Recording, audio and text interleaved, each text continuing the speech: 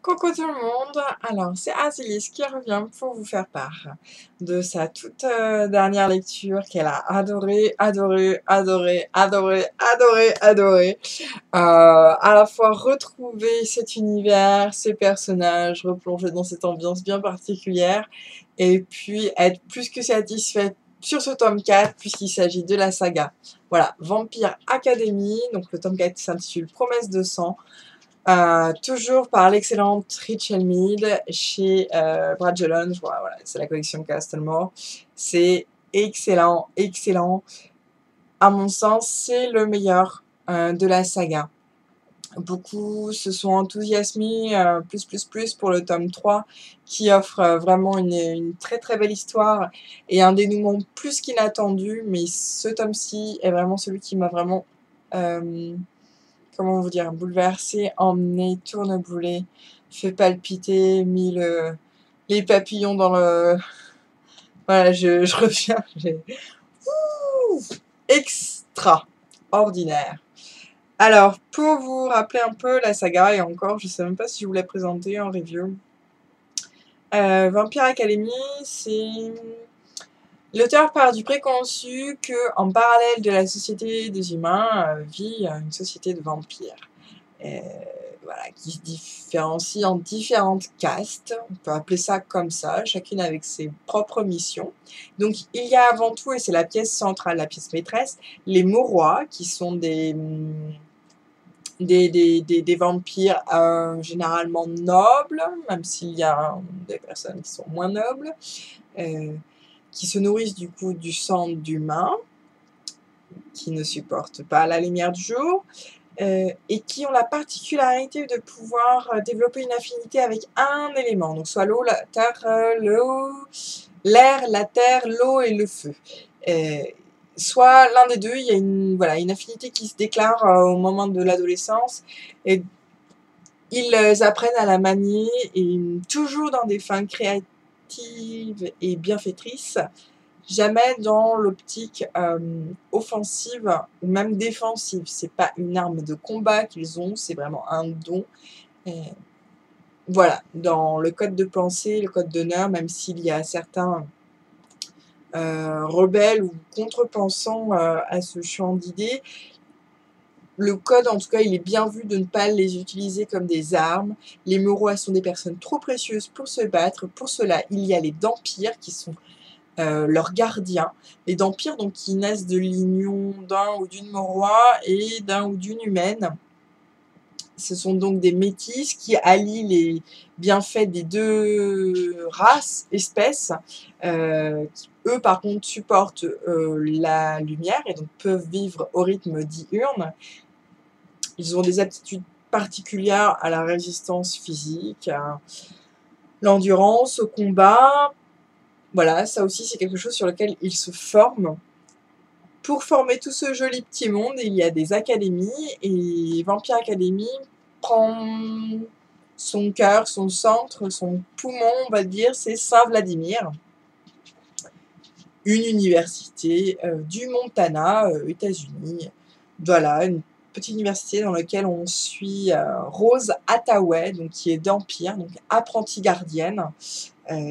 C'est elle qui nous narre l'histoire, qui est particulièrement liée avec Vassilissa Dragomir, donc une Maurois, qui a la particularité, elle, de ne pas avoir déclaré d'affinité avec un des éléments, mais plutôt un peu avec les quatre, et d'être essentiellement puissante dans un cinquième élément qui se déclare et qui prend toute son importance au fur et à mesure de la saga, l'esprit. L'esprit, donc, qui lui permet voilà, avoir un très grand pouvoir de suggestion et surtout de pouvoir guérir, même s'il y a un lien particulier entre Lisa et elle, donc qui donne des influences ou des aspects négatifs qu'elle déverse chez Rose. Mais voilà, donc je ne peux pas non plus ne pas vous parler des Strigoi. Les Strigoi ou les Strigois, je ne sais pas comment les gens disent. Moi je dis Strigoi. Sont des Maurois ou des Dampires qui ont...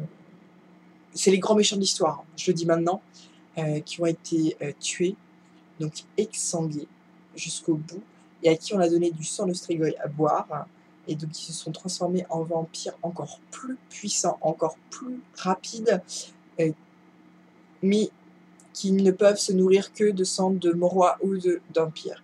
Donc bien sûr, c'est un état assez contre nature, on les appelle même des non-morts, puisqu'ils doivent passer par la case mort pour pouvoir après prendre une existence de Strigoi.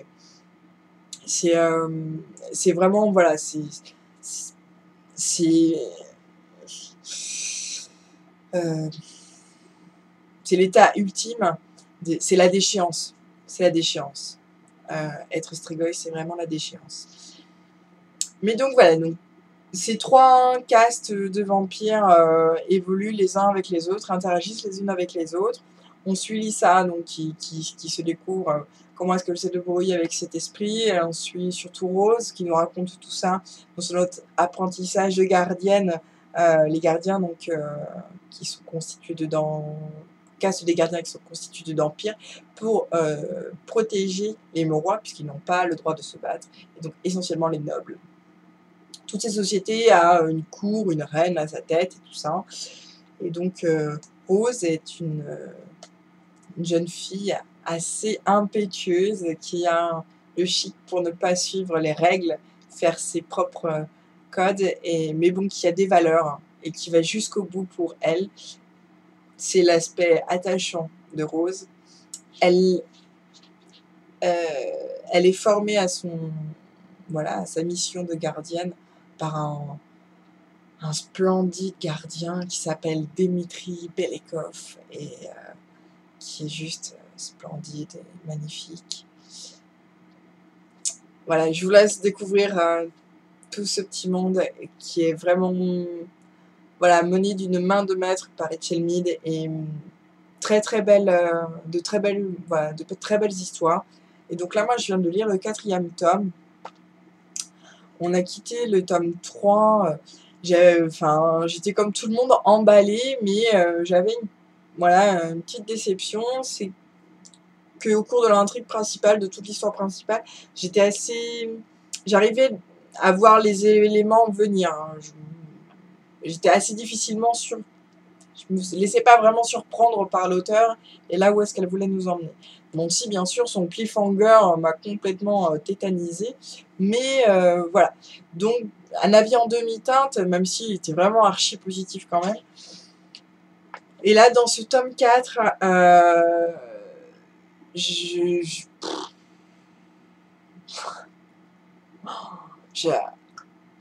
complètement laissé porter. J'ai rien vu venir. Je me suis fait avoir, mais comme une bleue, et j'y crois, j'ai cru jusqu'au bout, j'y crois encore. Donc là, on suit Rose pour la première fois dans un contexte complètement extérieur à Saint-Vladimir. Elle a quitté l'école pour des raisons qui lui sont propres, pour assouvir sa propre quête, mission. Et donc, elle évolue dans le monde normal, elle part pour la Russie, et donc il y a le barrage de la langue, et elle découvre un peu comment les Morois et les Dampires peuvent vivre dans le monde réel. Elle découvre plein d'autres choses qu'on ne lui avait pas dites jusqu'ici, qu'elle pensait que c'était pas possible. Donc il y a tout un tas de nouvelles informations.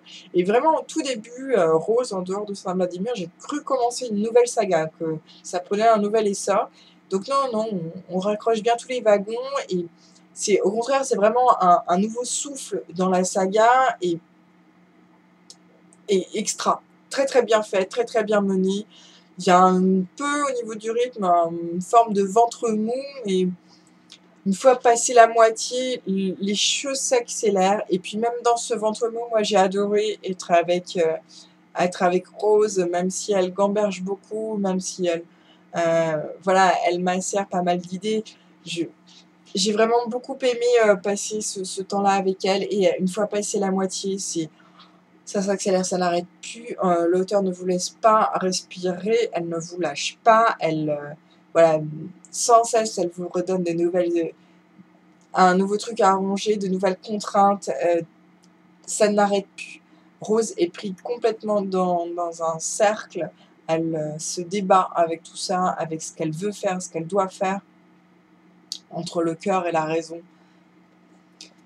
Et il est archi bien. Très très réussi ce tome 4. Voilà, je le conseille. C'est vraiment de la littérature young age, jeune adulte.